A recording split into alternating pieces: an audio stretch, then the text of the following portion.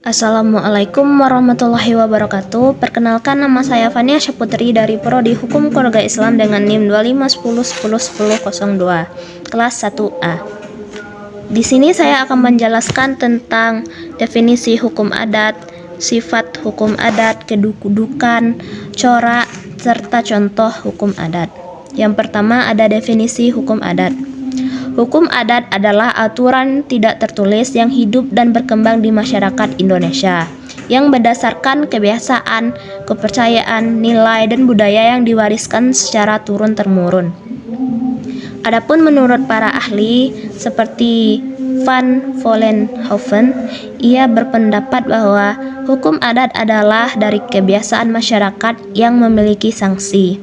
Adapun menurut Supomo, ia berpendapat bahwa hukum adat adalah norma yang hidup dalam perasaan keadilan rakyat yang berkembang secara dinamis. Kedudukan hukum adat yang pertama sebagai landasan konstitusional terdapat dalam Undang-Undang Dasar 1945 Pasal 18B Ayat 2 yang menyatakan negara mengakui menghormati masyarakat adat beserta hak tradisionalnya. Adapun dalam pasal 281 yaitu hak masyarakat adat dilindungi. Adapun kedudukan hak yang kedua sebagai hukum tidak tertulis atau sumber hukum tidak tertulis yang berlaku di daerah tertentu seperti hukum keluarga, perkawinan, warisan, tanah, penyelesaian sengketa secara adat. Yang ketiga berlaku lokal atau local binding yaitu komunitas tertentu dan kekhususan daerah.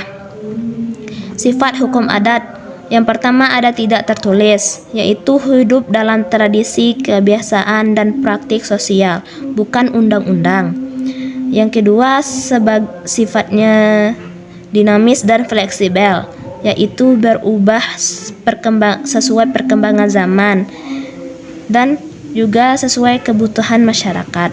Yang ketiga sifat komunal, yaitu kepentingan bersama kelompok bukan individualisme. Yang keempat konsensual seperti musyawarah, mufakat, perdamaian, penyelesaian masalah. Yang kelima sifat magis religius, yaitu kepercayaan spiritual tradisi adat.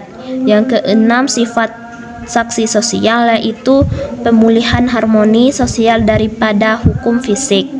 Corak hukum adat yang pertama ada corak kekeluargaan, yaitu hubungan kekerabatan seperti gotong royong, musyawarah, tanggung jawab keluarga. Yang kedua corak komunalistik, yaitu hak milik tanah bersifat wilayah atau milik bersama suku atau desa. Yang ketiga corak fleksibel, yaitu tidak kaku. Yang keempat corak lokalitas, yaitu berbeda daerah satu dengan daerah lainnya.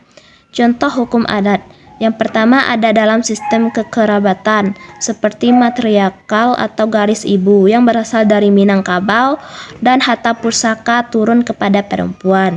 Yang kedua ada patriarkal atau garis ayah dari Batak, Jawa yang warisan dan marga mengikuti laki-laki. Yang ketiga ada sanksi adat atau denda.